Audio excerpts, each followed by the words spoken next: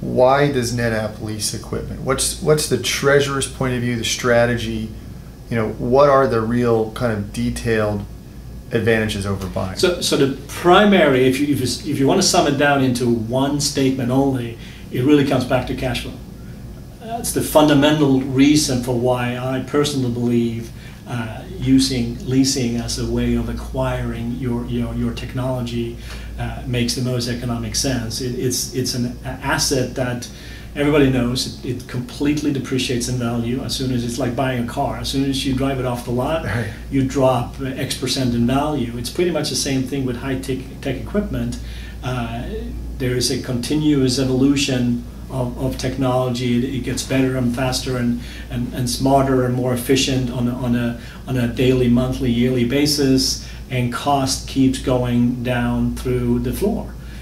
So it clearly, to me, shows that there is a strong indication or a will, if you wish, that owning something like that really truly doesn't make any sense at all, because it doesn't retain its economic value over a longer period of time. So my whole premise is, why should I spend expensive capital up front to acquire that piece of plastics, metal type of thing that, again, I know full well that in 3 years, 4 years, whatever the time frame is, it's going to be worthless and really have no real return to me at that point in time. Granted, I've gotten value out of being able to use it over its life, but I can find other ways to pay for that usage benefit by doing another alternative in terms of acquiring it. That's where the lease comes into play in my mind. And if you take it one step further, if you look at how companies are being valued today by analysts and more serious investors, it's starting, and has been for now a couple of years, being driving the valuation mechanism more towards a cash flow approach. The more we put new accounting rules in place that are non-cash in nature, the most recent one that came out was obviously the stock option expensing, which in and of itself is a complete non-cash expense that companies have to take to the GAAP accounting statements. So when you look at an EPS number, you really are not looking at a true comparison to what is really has been earned by this entity that is available for the common shareholders at the end of the day.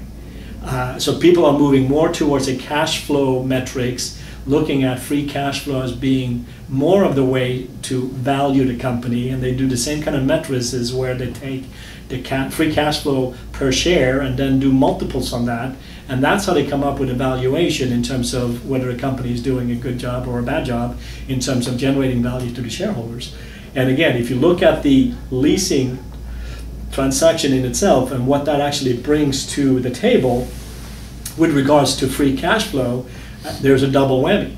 There is one, that the monthly lease payment, typically, if it's a hardware-based solution, there is a fair market value transaction that you do in the lease, which typically means that the residual value in the transaction is something that you, for lack of a better word, you outsource to the leasing company.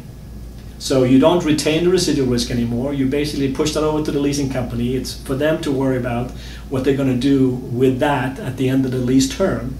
And that in and of itself will drive a lower monthly payment versus a cash purchase where you depreciate the asset over again, if we assume that it's the same term, 3 years, the lease payment will be lower on a month-by-month basis, on an undiscounted basis. It will be a lower cash flow out the door. So that means your cash flow operations will be a higher number and therefore drive a positive cash flow impact to the cash flow analysis that I just went through. The second piece of the puzzle is, again, since you did not have to spend the CapEx and the capital up front to buy the IT asset, that is the second component that goes into the free cash flow calculation.